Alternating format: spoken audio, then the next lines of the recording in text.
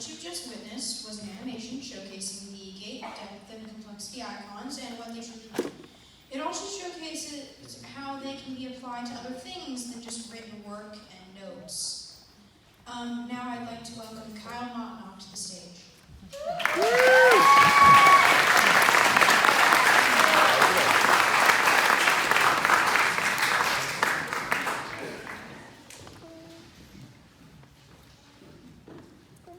Hello. Today I will be sharing my reflections as a PLC scholar. This is the final year of my 8-year journey through the ranks of PLC, beginning in 1st grade and finishing this year, 8th grade. When I first arrived at PLC, I was nervous to be introduced to a whole new group of people, but I was quickly welcomed by my new classmates, and as the years have passed, I've enjoyed being part of the welcoming party for new students.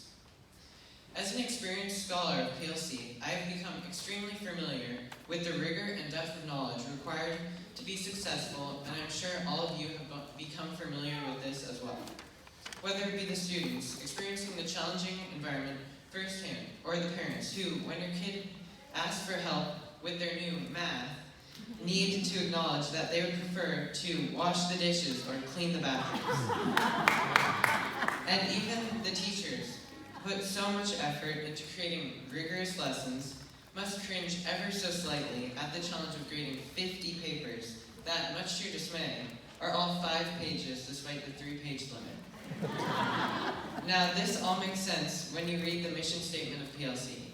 Create a community of compassionate, innovative, lifelong learners who continually strive for excellence and to promote an academically rigorous curriculum that values the different interests, learning styles, and abilities of each student. This mission statement has been a catalyst for so many of the unique and special aspects of this school, providing countless wonderful and lasting memories.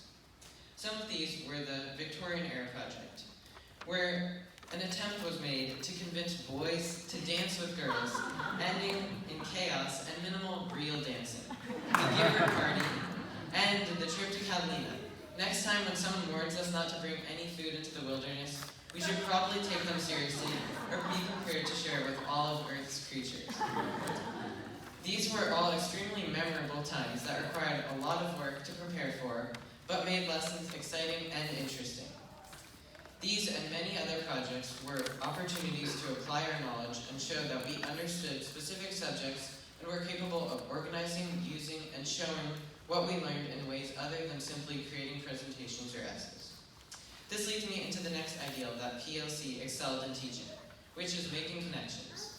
In every class, we were constantly asked to try and make cognitive connections, whether it be with a book, real-life experience, or another subject.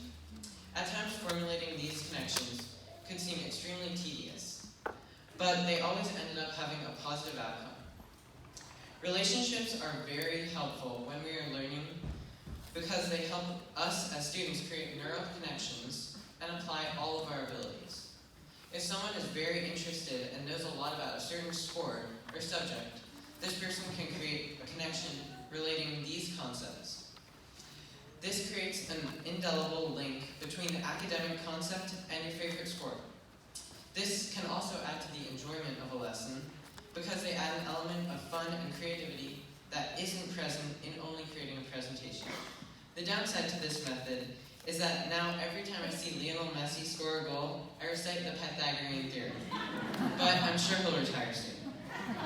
Now, as the end of this speech approaches, I'm faced with giving you one thing to remember. It is, in my estimation, one of the most critical traits that PLC has taught us during our tenure here, and a characteristic that is imperative we take with us: tenacity. No matter how many struggles we face, and no matter how strongly you feel like conceding, know that if you focus your energy and believe in yourself, then you can achieve anything no matter the odds. Mistakes are never definite, never define you, and are never final, but are rather the inevitable stepping stones towards greatness that we are all pursuing. I encourage us all to carry this mindset into high school and face our challenges with perseverance. Never give up on yourself or your friends, and our world will be a better place for it. Thank you for listening, and good luck to all my fellow scholars.